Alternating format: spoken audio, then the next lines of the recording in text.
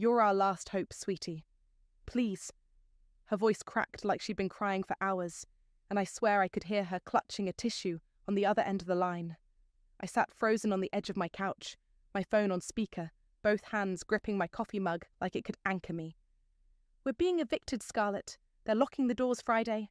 We didn't want to tell you, we didn't want to burden you, but... My mother choked back a sob. My name's Scarlett. And if you've ever had a parent weaponize tears, you already know how this story starts. I thought you said everything was fine last month, I asked, my voice too calm, too flat. I knew that tone. It was the one I used in corporate meetings, when someone was lying straight to my face. It was, she said quickly.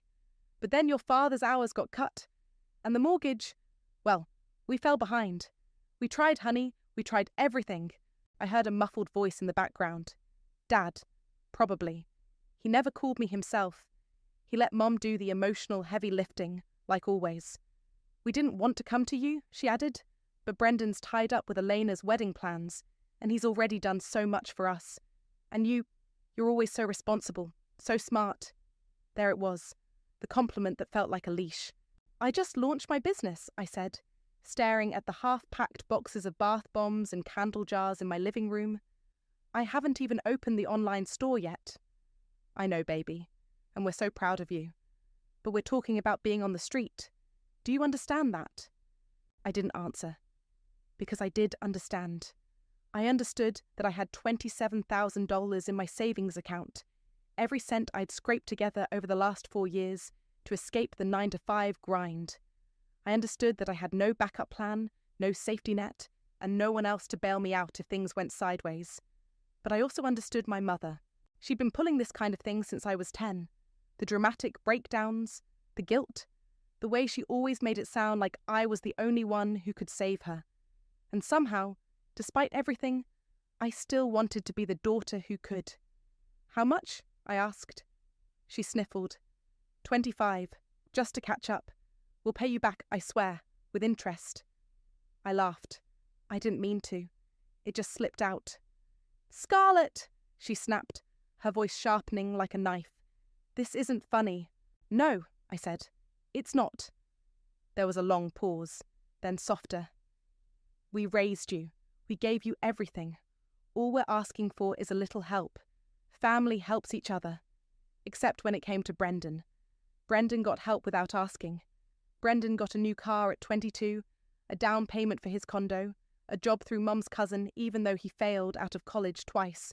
I got lectures about independence and pulling my own weight. But sure, family helps each other. I'll transfer it tonight, I said. Oh, thank you, baby. Thank you. You don't know what this means. I hung up before she could say anything else. I stared at the wall for a long time. Then I opened my banking app and drained my account. $27,000. Gone. That night I couldn't sleep. I lay in bed, staring at the ceiling, my stomach twisted in knots. Something felt off. Not just the usual regret or anxiety. Something wrong. I grabbed my phone and opened Facebook. My parents hadn't posted anything in weeks.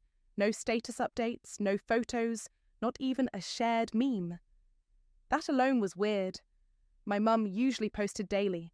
Pictures of her garden, inspirational quotes, passive-aggressive rants about some people not calling their mothers enough. I clicked on Brendan's profile. Nothing new there either, but his page was mostly private. I scrolled anyway, looking for anything. Any sign that they were struggling, that they really needed the money. Nothing. I checked my mum's friends list, clicked on a few names. Still nothing. No tagged photos, no check-ins. It was like they'd gone dark. I told myself I was being paranoid, that they were embarrassed, that maybe they didn't want people to know they were losing the house, but the feeling didn't go away. I got up, walked into the kitchen and opened the fridge. Empty except for almond milk and a jar of pickles. I'd been living lean for months, putting everything into my business. I hadn't bought new clothes in over a year. I skipped dinners out. I made my own soap for God's sake, and I just handed over every dollar I had. I leaned against the counter, gripping the edge until my knuckles went white. I wasn't angry. Not yet. I was just hollow. The next morning, I texted Ariel. Me. I did it. Gave them the money. Ariel. Oh, Scar, are you okay? Me. Not really. Ariel. Want me to come over? Me. No, I just need to clear my head. I spent the rest of the day labeling candle jars and trying not to think about it. But that night, I checked their profiles again. Still nothing. Still that gnawing feeling in my gut. I didn't know it yet, but I just lit the first match, and everything was about to burn. 2 weeks later, I was in line at Target, holding a $12 planner I couldn't afford, when my phone buzzed with a notification. Brendan Wood tagged you in a photo. I froze. Brendan never tagged me in anything. I tapped it open, expecting a throwback, or maybe some passive-aggressive family post. It was a cruise photo. Him, shirtless, grinning with a drink in each hand. Mom in a sun hat, Dad in a Hawaiian shirt. All three of them, arms around each other, standing on the deck of a massive ship with crystal blue water behind them. The caption read, "Best trip ever, courtesy of Mom and Dad." Blessed Dying Family. First, by Royal Cruise. My stomach dropped so hard I nearly dropped the planner. The timestamp? 4 days after I wired them the money. I stepped out of line and walked straight to the Starbucks inside the store. I needed to sit. I needed to breathe. I needed to not throw my phone across the room. I zoomed in on the photo, every detail burning into my brain. And then I saw it. Around my mum's neck, my necklace, the one I'd made as a prototype for my shop. A simple pendant with dried lavender and resin. I only made 5. I gave one to Ariel, one I kept. The other 3 were in the box I'd packed for family samples. I'd mailed them a week before the phone call. She wore it like a trophy. I called Ariel. "Hey," she answered chipper. "How's Target therapy?" "I need you to look at Brendan's latest post, right now." There was a pause, then a sharp inhale.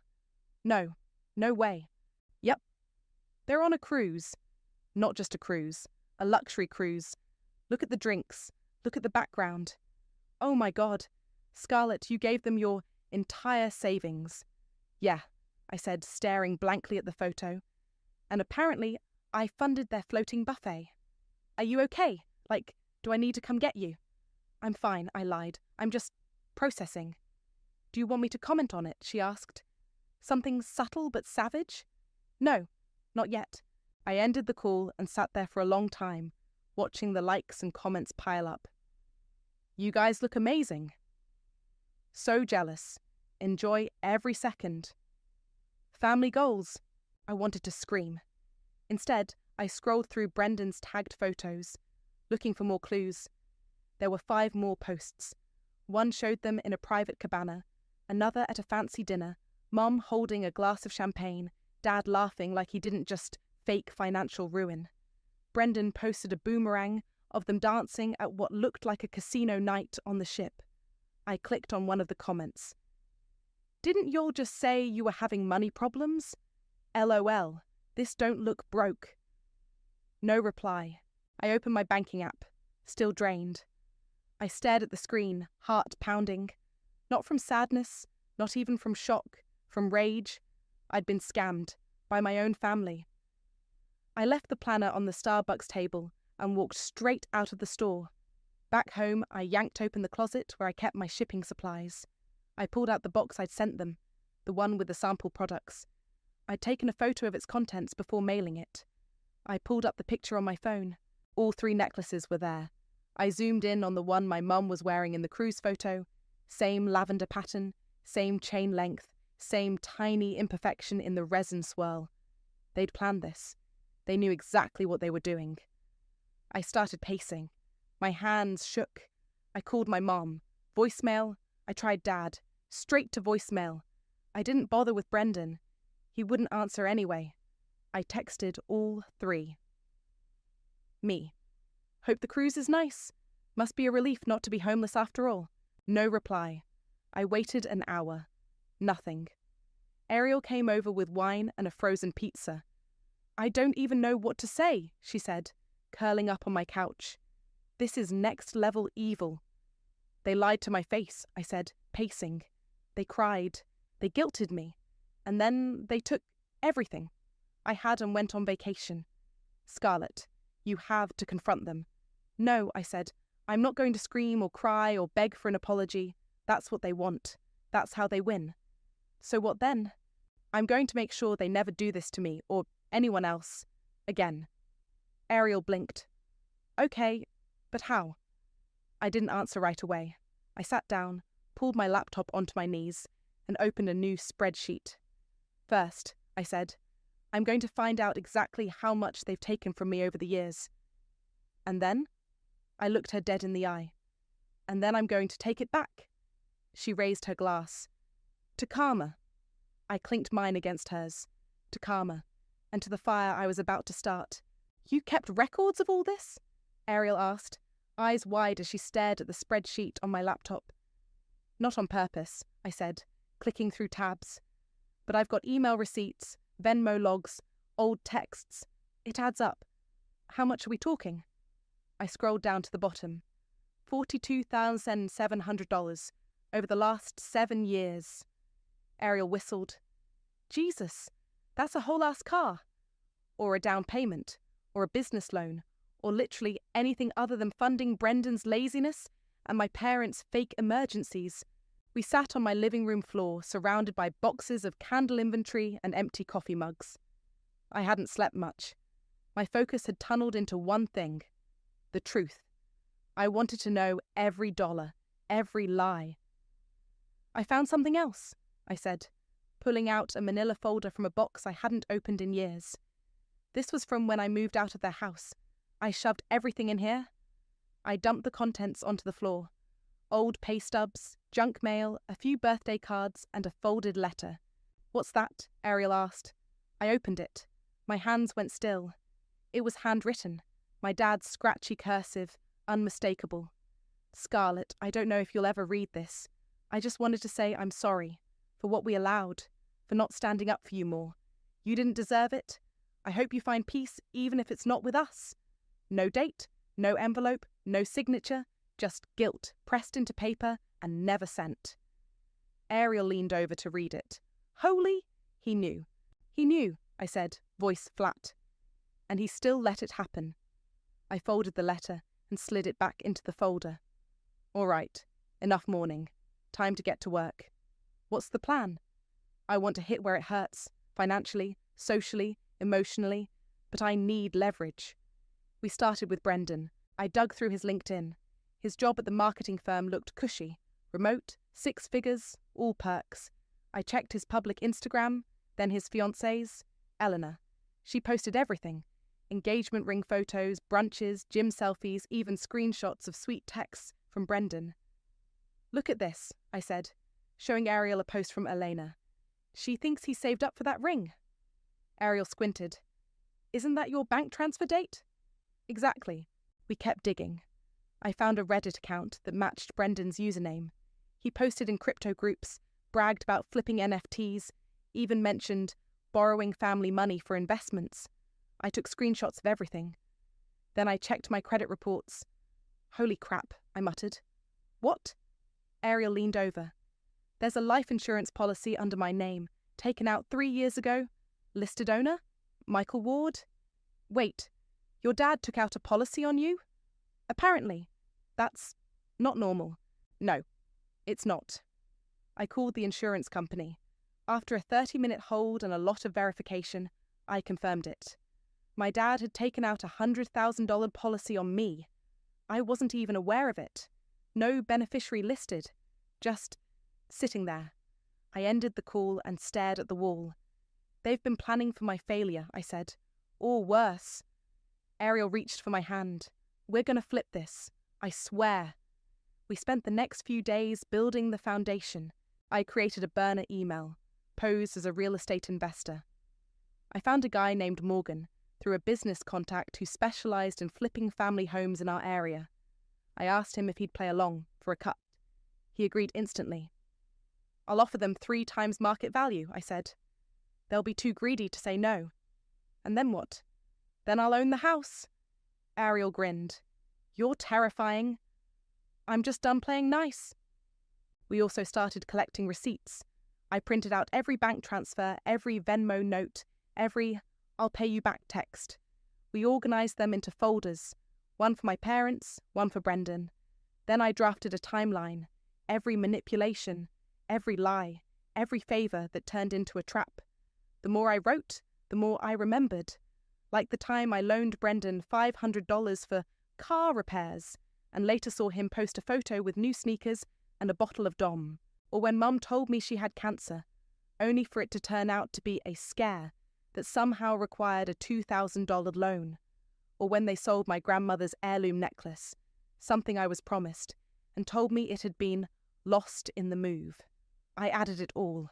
By the end of the week, I had a binder full of evidence and a fire in my chest that wouldn't go out. Ariel looked over the pages. "So what's next?" "I plant the seed," I said. Then I let it grow. I sent the first email to Morgan and copied Ariel. It was short and sweet. Subject: Interested buyer. Quick close. Body: I represent a client looking to purchase a home in your neighbourhood. We're offering triple market value for a fast, no contingency close. Please contact me if interested. I attached a photo of my parents' house. Then I hit send. Ariel raised her glass of ginger ale. To poetic payback. I clinked mine against hers. To finally getting what I'm owed. "Scarlett, you're going to want to see this." Ariel spun her laptop around at the cafe table. On the screen was a forwarded email from Morgan. Subject: Interested buyer. 3x market value. From Christine. Body: Hello. We received your inquiry and are very interested. We've been thinking of downsizing anyway. Please let us know next steps. Christine and Michael. I blinked. That was fast. They replied within 6 hours, Ariel said, sipping her iced coffee. Greed works faster than guilt. I stared at the message. My parents had lived in that house for over 25 years. They'd always said they'd die in it. But now? One whiff of easy money and they were ready to pack. "Okay," I said, pulling out my phone. "Time to turn up the pressure." I opened Brendan's company website, found the HR contact, and sent an anonymous tip through the complaint portal.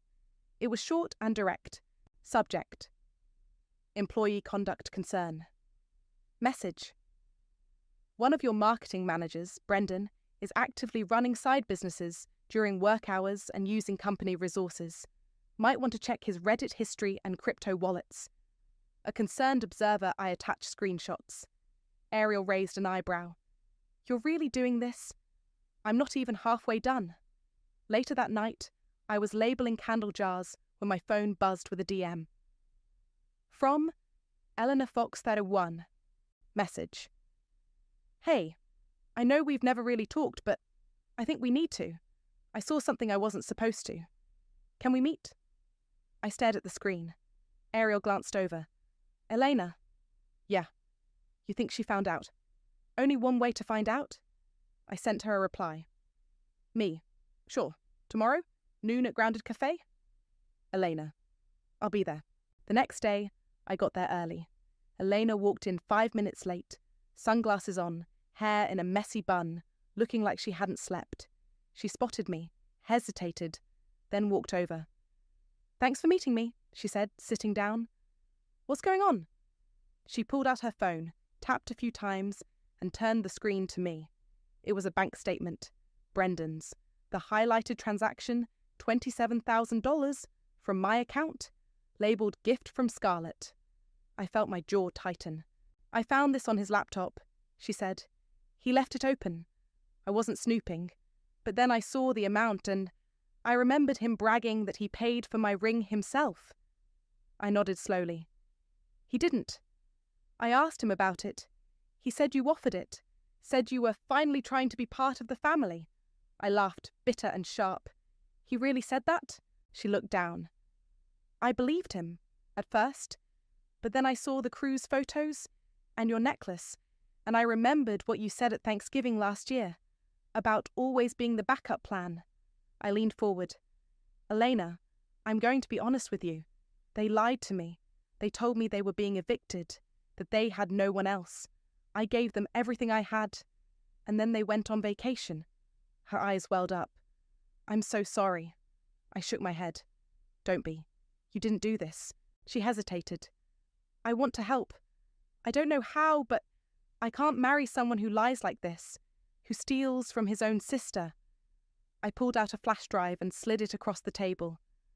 What's this? She asked. Proof? Screenshots, bank statements, insurance policies.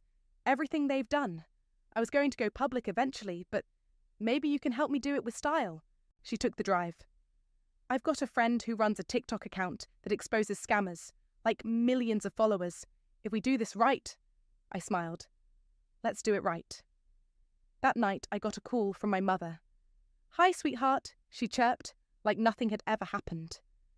We're coming home early. The cruise was lovely, but we missed our beds. We were thinking, maybe we could stay with you for a few days while we get things sorted. I stared at the phone, stunned by the audacity. Sure, I said sweetly. I'll get things ready. As soon as the call ended, I texted Curtis. Me. Time to flip the switch. Curtis? You sure? Me. Oh, I'm sure. Curtis, my landlord and part-time handyman, had been helping me with a side project, one I hadn't told anyone about except Ariel. While my parents were floating in the Caribbean, I'd been busy buying their house, through Morgan, using a shell LLC Ariel and I set up. Thanks to a weird zoning clause and an unpaid lien from 5 years ago, we got the house for less than they expected. The triple offer email? Bait. They signed the paperwork without reading the fine print. Now, the house was mine, and they had no clue. Curtis met me that evening with a ladder and a banner. We hung it across the garage door in bold red letters. Welcome home, Les. The next morning, I parked across the street and waited. Their Uber pulled up around 10 a.m. Mum stepped out first, dragging a pink suitcase. Dad followed, looking sunburned and annoyed. Brendan wasn't with them. They walked up to the door. Mum reached for her keys. Nothing. She tried again. Still nothing. She turned to Dad, confused. Then she looked up. She saw the banner. She read it. And then she saw me. I stepped out of my car, leaned against the hood and waved. Hi, Mum. Her face drained of colour. What is this? She asked, voice shaking. I held up a manila envelope. Deed transfer. You sold the house. To me. Dad looked like he'd been punched. You can't do this, Mum whispered. I already did. She stumbled back a step. Where are we supposed to go? I pointed to the side of the driveway. A brand new RV sat parked, fully stocked, courtesy of their own cruise fund. There's your new home, I said. Enjoy the view? And then I walked away. Christine stood frozen in the driveway, her suitcase tipped over, clothes spilling onto the pavement. Michael looked like he'd aged 10 years in 10 seconds. I didn't move. I just watched. You bought our house? She finally asked, voice brittle. No, I said. You sold it. You just didn't bother reading the paperwork. Michael stepped forward, eyes darting. Scarlett, let's be reasonable. This is a mistake. We were misled. You weren't misled, I said. You were greedy. You saw a big number and signed without thinking. That's on you. Christine's lip trembled. But we raised you, I laughed, and then you robbed me. She dropped to sit on the curb, mascara already smudging under her eyes. Where are we supposed to go? I pointed again. The RV's yours, fully stocked. Shower, fridge, queen bed. It's more than you deserve. Michael opened his mouth, but nothing came out. He just looked at the house, then at me, then back at the house. Christine was already dialing her phone. Brendan, she said into the receiver, we need you to come here. Right now. It's Scarlett.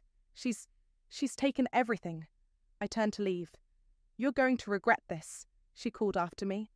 I didn't even flinch.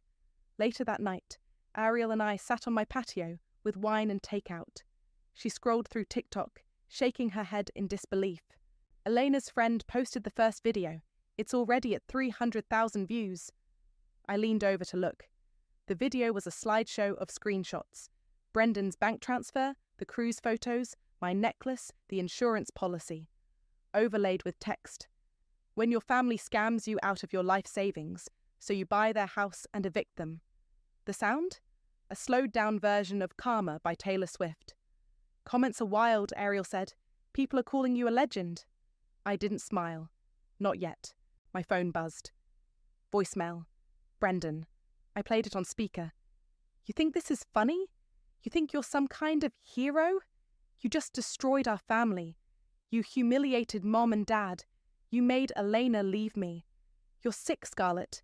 You've always been jealous, and now you've gone too far. You'll end up alone. You'll always be alone. Ariel's eyebrows shot up. Wow, that's a lot of projection. I deleted the message and took another sip of wine. The next morning, Eleanor texted me. Elena. He's spiraling. He got fired. His boss saw the Reddit screenshots too. Me. I'm sorry. Elena. Don't be. He needed a wake-up call, and I needed to see the truth. A few hours later, I got another email from Morgan. Subject. Final transfer confirmed. Body. Congrats, Scarlett. The house is officially yours. No contest. They signed everything. I forwarded it to Ariel with a single emoji. That afternoon, Christine and Michael returned to the house. I was already there, organising the garage. Christine approached slowly, her face puffy and pale. We want to talk. I didn't stop working. Talk?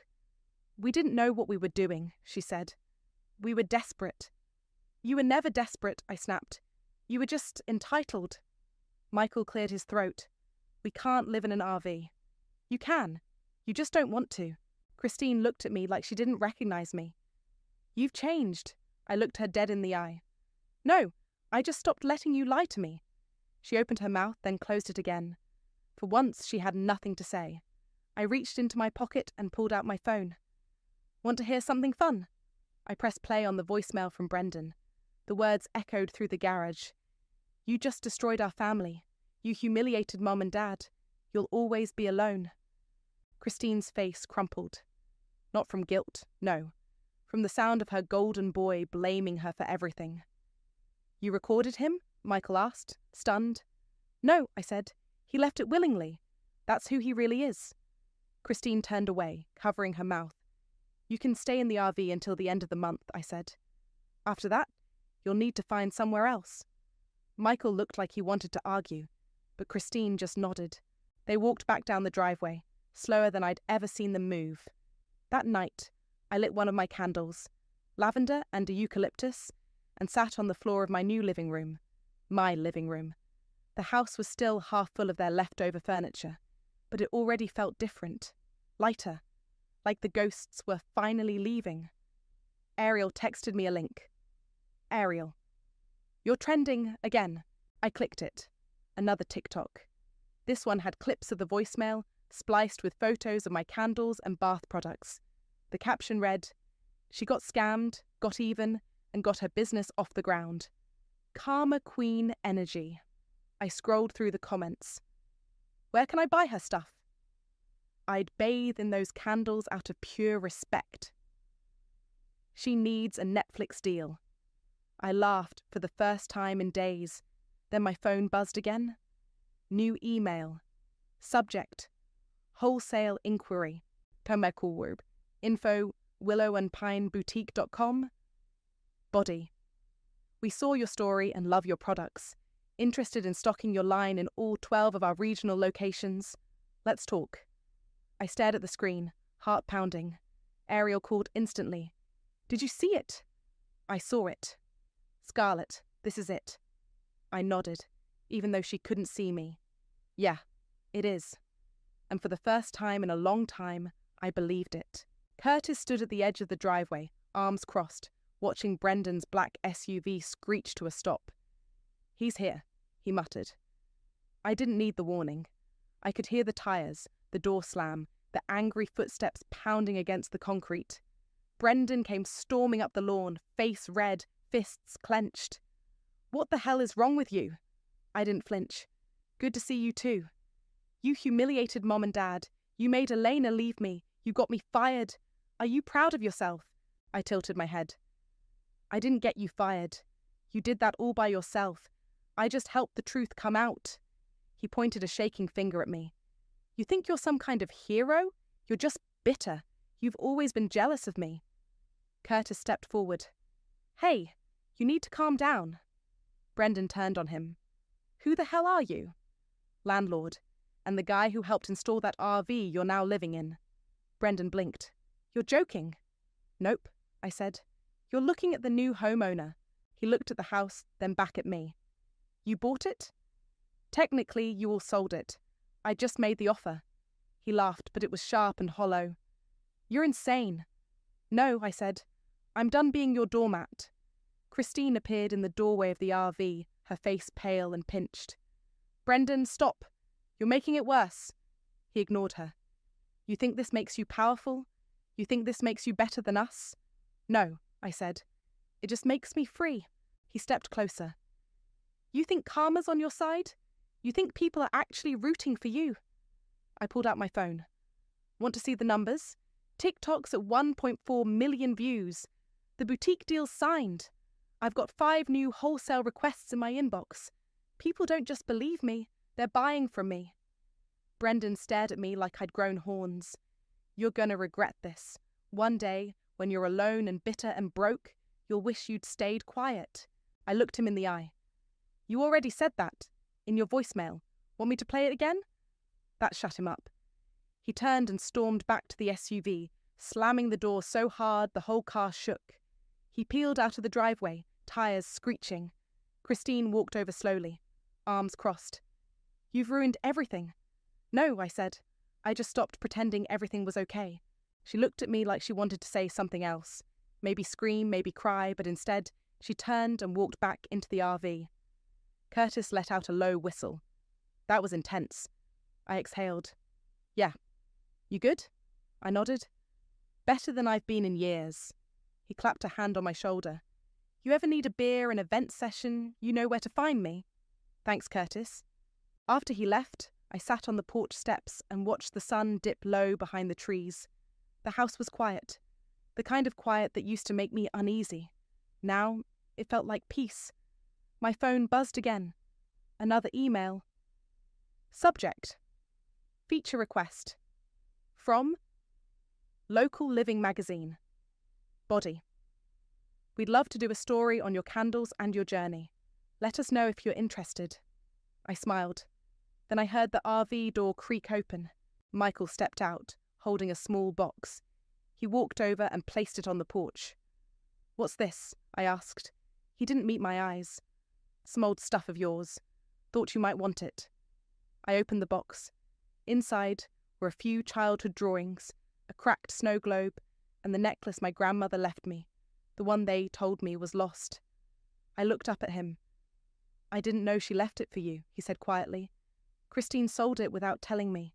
I bought it back last week. Why? He shrugged. Because some things can't be undone, but maybe they can be acknowledged. I didn't say anything. I just nodded. He turned and walked back to the RV. That night, Ariel came over with takeout again. We sat on the floor of my new living room, eating noodles straight from the containers. So, she said, mouth full. What now? Now I build, I said. The business, the brand, my peace.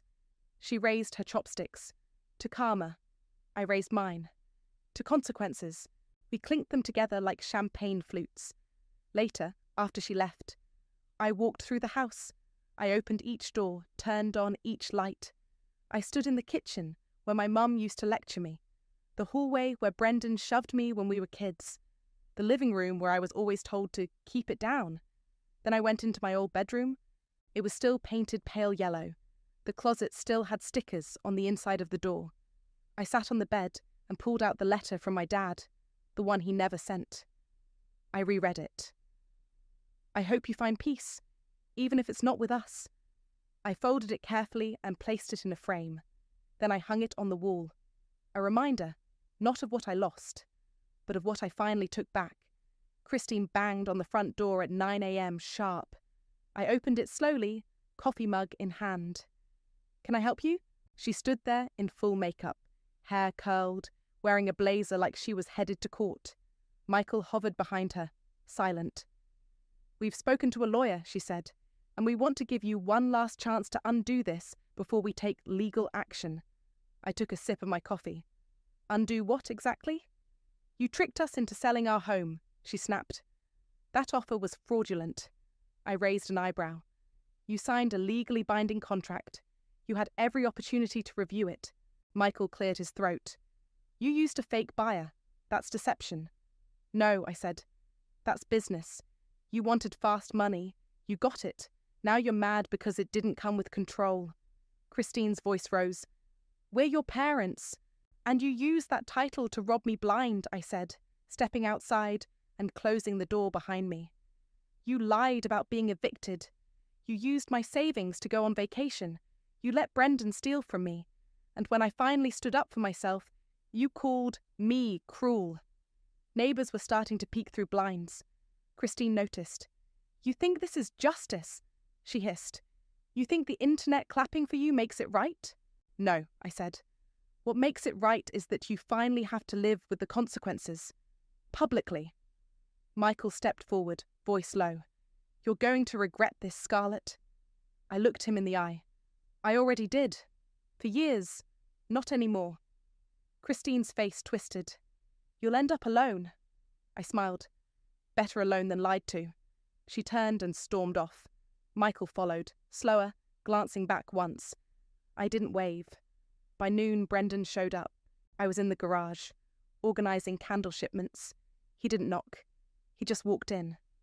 You've ruined our family, he said, voice tight.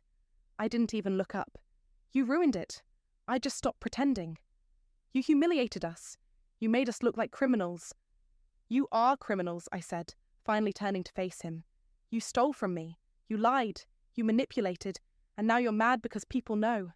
He stepped closer. You made Eleanor leave. No, I said. You did that when you lied to her, when you used my money to buy her ring. She would have never known if you hadn't. Exactly, I cut in. She would have never known. That's your problem. He stared at me, breathing hard. You think you're better than us now? No, I said. I think I'm finally nothing like you. He looked around the garage, at the labelled boxes, the shelves of candles, the framed articles on the wall. You think this little business makes you powerful? I pulled out a letter from a stack. This is from a boutique in Portland. They want to carry my line. That's my third new retailer this week. He scoffed. You're still going to end up bitter and alone. I shrugged. Maybe, but I'll be honest. And solvent. He walked out without another word. That night, Ariel came over with a bottle of champagne. I saw the article in Local Living, she said, popping the cork. They called you the Candle Queen of Karma. I laughed. That's ridiculous. Scarlett, you're literally trending again. People are making reaction videos to your story. I pulled out my phone and opened TikTok. One of the top videos showed a dramatic reenactment. Someone playing me, someone playing Christine, fake tears and all. The comments were wild. This is better than any Netflix drama. She didn't burn bridges. She lit candles on them. I'd buy from her just to support the revenge. I scrolled through orders on my shop dashboard. Over 200 pending. I need to hire help, I muttered. Ariel raised her glass. To success. And revenge. I clinked mine against hers. To finally being free. The next morning, a letter arrived in the mail. No return address. Handwritten. I opened it slowly. Inside was a short note. Scarlett, you didn't deserve what we did. I see that now. I don't expect forgiveness, but I hope one day you'll believe I loved you, even if I didn't show it right. Dad. I stared at the paper for a long time. Then I folded it and placed it next to the first letter, the one he never sent. By evening, the RV was gone. No goodbye, no note. Just an empty driveway and silence. I stood at the window, watching the sun set over the street. Ariel texted me. Ariel. They're gone? Me. Yeah, Ariel. How do you feel? I stared at the screen. Then I typed. Me. Lighter. I locked the door and turned off the porch light. For once, I wasn't waiting for anyone to come home, because I already was. I was restocking shelves at the pop-up market booth when a woman walked up, holding one of my lavender candles. Is this the one from the video? she asked, grinning. Depends which video, I said, smiling back. The one where you bought your parents' house after they scammed you. I nodded. That's the one. She laughed. Iconic. I've been following the whole thing. My sister and I binged every TikTok. You're kind of a legend. I handed her a wrapped version of the candle. Glad you like it. As she walked off, Ariel appeared behind the booth, balancing coffee cups. You just got recognized again. That's the third one today. I took my cup. It's weird. It's awesome, she said. You turned trauma into a brand. I gave her a look. Okay, fine. You turned survival into a brand. Better? Closer. We packed up the booth an hour later, loading boxes into her car. Business had exploded since the videos went viral. I'd hired 2 part-time helpers, rented a small studio space, and was shipping orders faster than I could make them. As we drove back to the house, Ariel glanced at me. You ever think about reaching out to them? I didn't answer right away. No, I said finally. They made their choice, and I made mine. She nodded. Fair. Back at the house, I unlocked the door and stepped inside. The air smelled like vanilla and eucalyptus. One of the new blends. The walls were freshly painted. The furniture was mine now. The ghosts were gone. Ariel flopped onto the couch. So, what's next? I opened a box of new candle labels. I keep going. Build the business. Maybe open a storefront someday. She smiled. You're not scared anymore. No, I said. I'm not. There was a knock at the door. I opened it to find Curtis, holding a small envelope. This came to the old mailbox, he said. Thought you'd want it. I took it and thanked him. He nodded and walked off. Back inside, I opened the envelope. A check fell out. My breath caught. It was from Eleanor. Amount. $13,500 install memo. My half. I'm sorry it took so long. A note was folded with it.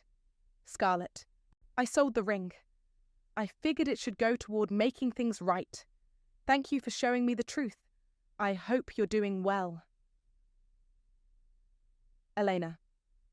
I stared at the check for a long time, not because of the money, but because someone had actually tried to make amends. I showed it to Ariel. Wow, she said. Didn't see that coming. Me neither. I set the check aside and pulled a small frame from the bookshelf. Inside was the letter my dad never sent, the one I'd found in that old suitcase. I hung it on the wall of my office, right above my desk. A reminder, not of pain, of clarity, of the moment I stopped letting them define me. Later that night, I sat alone in the living room, a candle burning beside me, soft music playing in the background.